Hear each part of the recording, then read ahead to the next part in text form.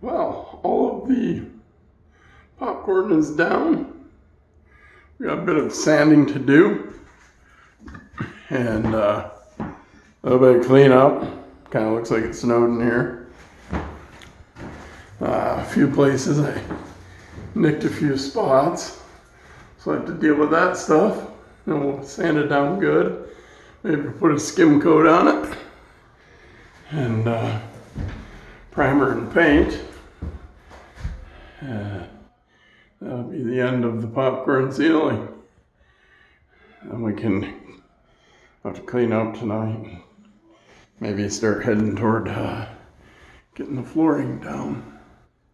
This is good. It's a little more work than I thought it was going to be.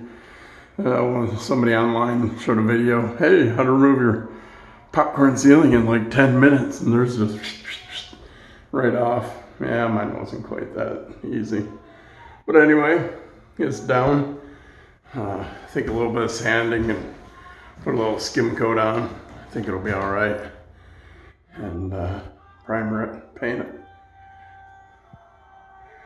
That's what I got going on. We'll catch you later. Bye.